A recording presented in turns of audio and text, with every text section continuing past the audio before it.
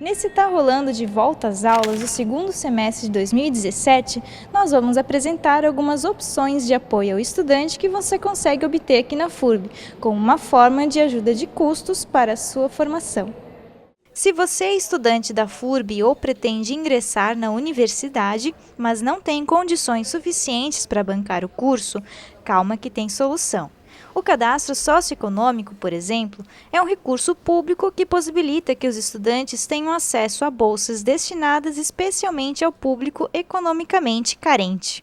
Hoje, o cadastro socioeconômico ele é a principal ferramenta de seleção dos estudantes para o artigo 170 na modalidade de estudos, então as bolsas de estudos do artigo 170. Ele também serve como base para a seleção da bolsa de pesquisa do artigo 170. Hoje ele também é critério de seleção para o CREDUC, que é o Crédito Educativo Municipal, que é um financiamento estilo FIES, só que em nível municipal apenas, né? Recursos municipais. Então, a Secretaria de Educação, ela transfere para cada instituição de ensino, que é credenciada para trabalhar com recursos públicos, né? A sua forma de seleção dos estudantes para serem beneficiados. E na FURB, então, a gente realiza já há bastante tempo o cadastro socioeconômico, né? Conhecido por esse nome. É então um processo de seleção, o estudante vai fornecer todos os seus dados pessoais e do seu grupo familiar, e o objetivo desse cadastro, então, é identificar o grau de carência socioeconômica dos estudantes inscritos. Para se inscrever, primeiramente o estudante precisa fazer um cadastro no site do UniEdu, da Secretaria de Educação. Depois, ele realiza outra inscrição no cadastro socioeconômico, dentro do site da FURB. Após essa etapa online, o estudante marca um horário e um dia da semana para levar a documentação até a FURB e também realizar uma entrevista. Essa entrevista ela tem por objetivo justamente conferir as informações que o estudante forneceu para nós por meio desse formulário eletrônico, com base na documentação física que ele está apresentando.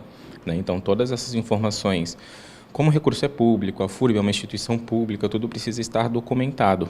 Então, a entrevista ela serve para justamente alinhar essas informações, comparar a documentação física com a documentação, com as informações prestadas online, e fazer os ajustes de valores necessários, verificar se tem alguma documentação faltante, então ele ainda tem uma oportunidade de complementar essa documentação e garantir que realmente ele está participando da seleção de forma correta. O benefício, então, é concedido de acordo com o grau de carência identificado nas informações repassadas e na documentação entregue. Mas, segundo Diego, a aprovação do cadastro não significa o recebimento do benefício. O primeiro resultado que é publicado é o de cadastros completos e os reprovados. Então, quem está com cadastro completo permanece na seleção, não quer dizer que será beneficiado. Quem sai com cadastro reprovado vai saber exatamente por que ficou reprovado. Se for uma situação que possa ser revertida, ele tem um prazo para requerer uma contestação do resultado. E daí, sim, depois desse prazo é que a gente faz a publicação de quem foi beneficiado.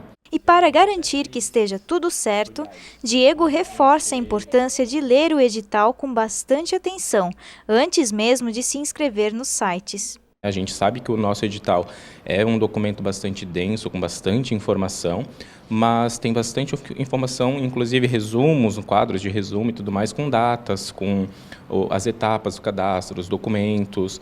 Então, são informações bem objetivas também. Então, fazendo a leitura com calma, não sozinho, juntando mais pessoas ali do grupo familiar, selecionando as dúvidas e daí sim, fazendo talvez um questionamento mais qualificado, a gente consegue orientar melhor o estudante para que ele já venha para a entrevista realmente preparado, com a documentação o mais alinhada possível. Então, fica um processo mais fácil para todo mundo. E outra coisa que a gente pode ressaltar sempre é para que realmente os estudantes fiquem de olho nos prazos.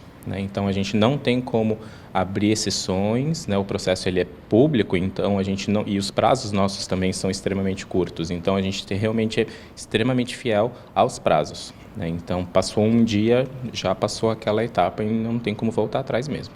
Então, fique atento. O prazo para se inscrever no cadastro socioeconômico vai até o dia 11 de agosto. Mas se você não se encaixa no perfil do cadastro socioeconômico, a FURB possui outras formas de apoio ao estudante, como as bolsas de pesquisa, de extensão, o estágio interno e a monitoria. Uma Uma dessas formas é o programa de bolsas de pesquisa, que o Márcio, coordenador da Divisão de Apoio à Pesquisa, explica melhor para a gente. São 4 programas de iniciação científica hoje: PIBIC-CNPq, PIBIC-FURB, PIBIT-CNPq e o PIP Artigo 170. PIBIC, tanto o CNPq quanto o FURB e o PIBIT-CNPq, eles são publicados no mesmo período. Os projetos iniciam em agosto de um determinado ano, com uma duração de 12 meses. Para esses projetos, o estudante não precisa ter cadastro socioeconômico. Ele recebe uma bolsa que hoje está no valor de R$ 400 mensais. Para o programa PIP Artigo 170, o aluno desenvolve um projeto daí de 10 meses, ele inicia em maio de um determinado ano por um período de 10 meses. No PIP Artigo 170, o valor da bolsa é variável em função do valor da mensalidade do estudante. Nesse programa, então, no PIP Artigo 170, o aluno tem que ter o cadastro socioeconômico para poder acessar o programa e ser selecionado pelo orientador. Márcio explica que o projeto da bolsa precisa partir de um professor e ressalta que a participação do estudante nessas bolsas proporciona muito mais do que apenas uma ajuda nos custos, pois contribui para a sua formação dentro e fora da graduação. As bolsas de iniciação científica seguem um determinado padrão. Nós trabalhamos com a publicação de editais para seleção de projetos. O responsável pela inscrição do projeto no edital sempre é o professor, ele é que vai inscrever o projeto para tentar aprovar esse projeto no edital. Tendo o projeto aprovado, o professor pode selecionar um estudante para executar esse projeto sob a sua orientação. Os benefícios são muitos, né? Na formação do estudante, ele sair só daquela situação de sala de aula, aprender a pensar situações um pouco diferentes do que ele vê no dia a dia em sala de aula, aprender a ter um senso crítico maior, e também ajuda ele na preparação para, depois do curso, ele eventualmente seguir uma carreira acadêmica, fazendo uma pós-graduação, um mestrado, um doutorado, facilita muito para ele realizar depois essa formação complementar à graduação. E um único curso pode oferecer todas as possibilidades de apoio. O curso de jornalismo da FURB, por exemplo, possui alguns bolsistas na iniciação científica e também estudantes exercendo outras funções além da pesquisa, como um estágio interno, que é o caso do Renato. Renato, então você faz aqui um estágio interno, né? Há quanto tempo você está aqui? Bom, em fevereiro agora do próximo ano eu faço 2 anos aqui na Anexo. E como é que você descobriu, como é que você entrou para Anexo?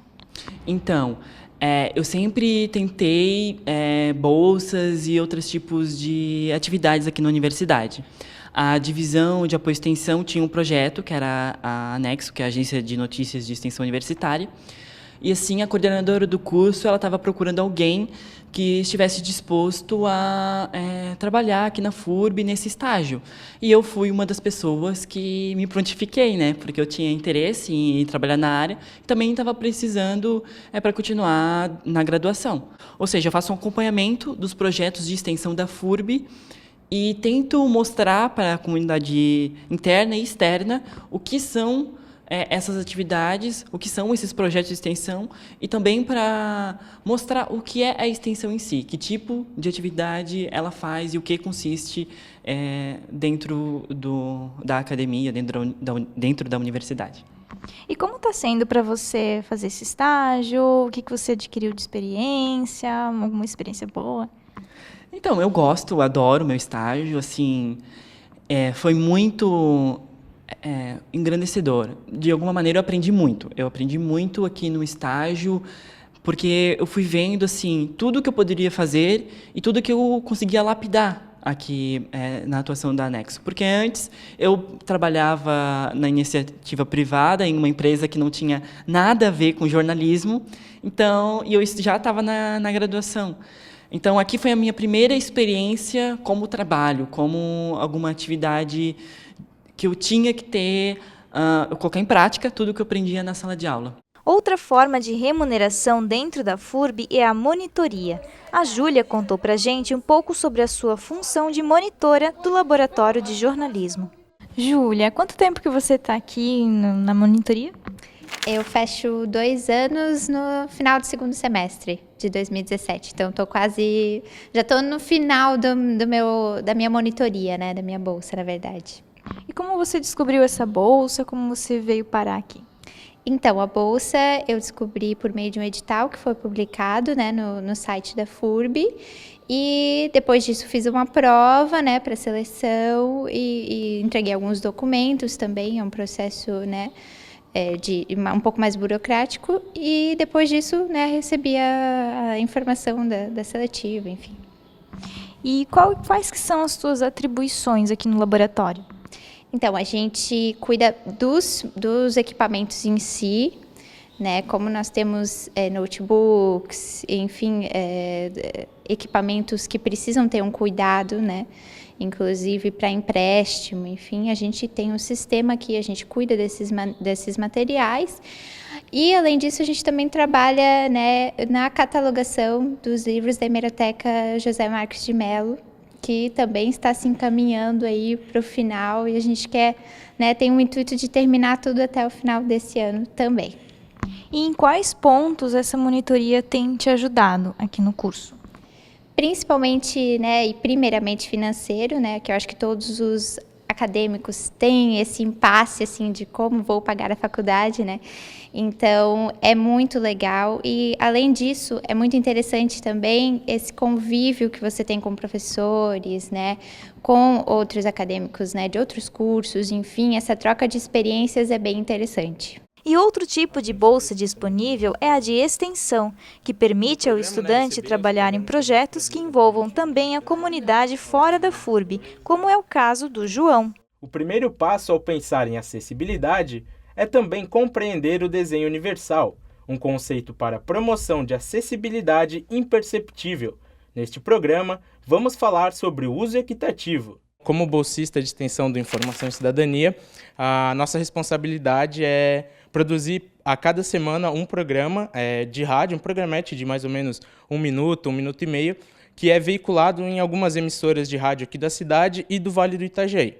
Então, a gente participa desde a parte de produção, de apuração, ir atrás das pautas, produção, gravação, editar o material e depois a veiculação. Então, abrange bastante coisa, é bastante responsabilidade, porque, querendo ou não, a gente precisa entregar um programa por semana, e então a gente fica responsável de tudo, e o legal é que a gente ainda está aprendendo, então, ao mesmo tempo, a gente tem essa grande responsabilidade de fazer as duas coisas e aprende muito com a bolsa. E é legal também porque a gente recebe ajuda, né? Querendo ou não, é difícil, a gente sabe que a faculdade hoje em dia não é uma coisa barata e fazendo isso a gente em troca ganha o auxílio da bolsa. Quanto tempo que você está na bolsa? Eu entrei no começo desse ano, a partir de fevereiro, depois de fazer o edital, fazer todo o processo seletivo, então eu acabei conseguindo entrar aqui na bolsa do Informação e Cidadania.